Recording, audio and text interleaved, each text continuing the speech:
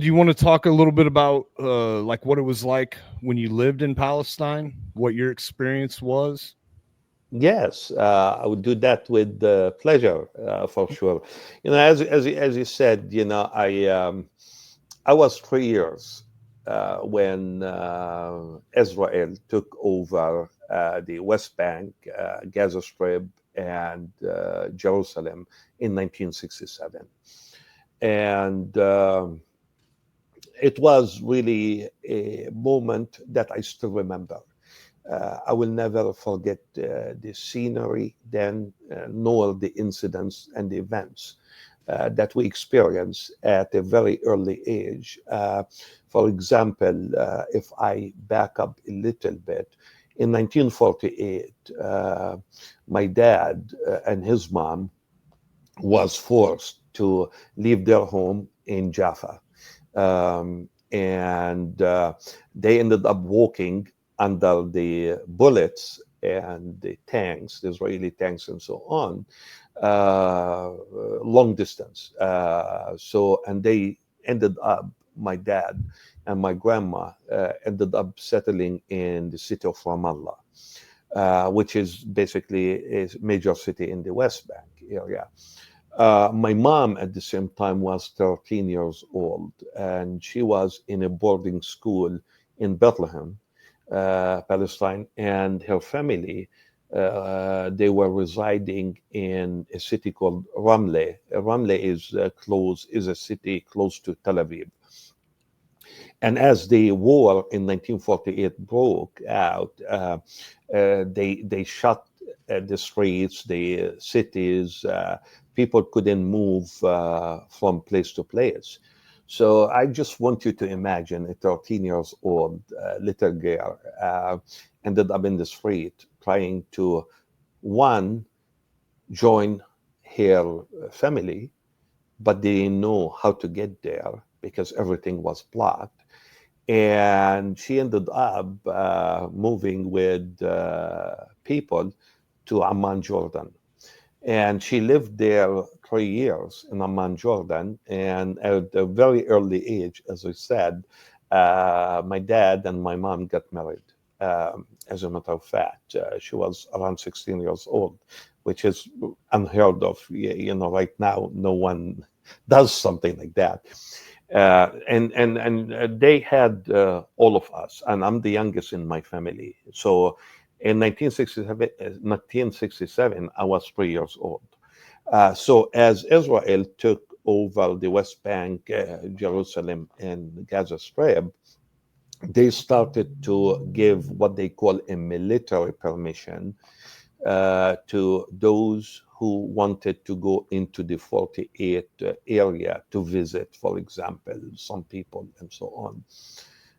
So we were very happy that my dad applied for a permission. We got the permission, and we were very happy for two reasons. One is we want to go back to the house where my dad was born in and raised and left behind because he was forced to leave in 1948. And two, to meet my mom's side, because as you know, some of those Palestinian Arabs in 1948 ended up staying in the 48 area. So we went and we had great time, unbelievable. My grandma and my uncles and my aunt and so on, they didn't know nothing about my mom. They thought that she got killed during the war. No communication, nothing from 1948 till 1967. Just imagine that. This is your daughter. You don't know nothing about her for 19 years. And out of the sudden, she would show up and knock on your door with 6 kids and a husband, right? So it was an amazing moment for all of us to basically talk about.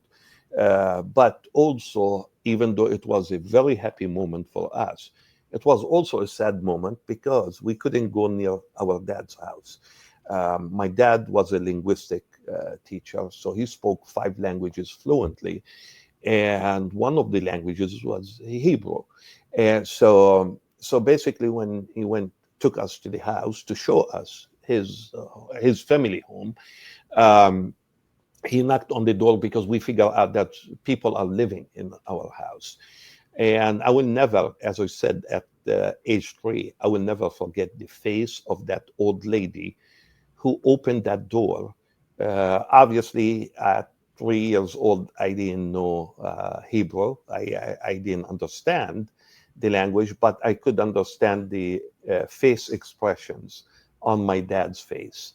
And after that, I had to ask my dad many questions, and he was explaining to me what happened. So basically, what happened is he knocked on the door. That lady opened the door. He figured out that she basically told him that she was a Jewish lady that came to Palestine after 1948, and they gave her our house, and she lived in that house since.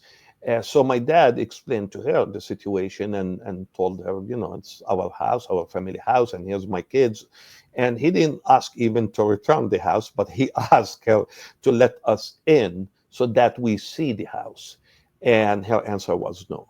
She refused and she rejected the idea that we can get inside the house and see where my dad was living, was raised, born, and so on. And that was the defining moment for me, even though I was 3 years old.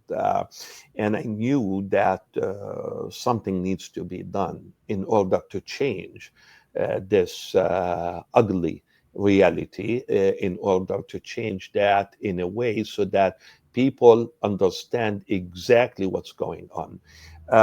One of the things that I would like to say that a lot of people that when I meet them for the first time in the United States, and I travel a lot all over the country, I get really surprised by the fact that a lot of Americans don't understand, nor they know that we have Palestinian Christians too.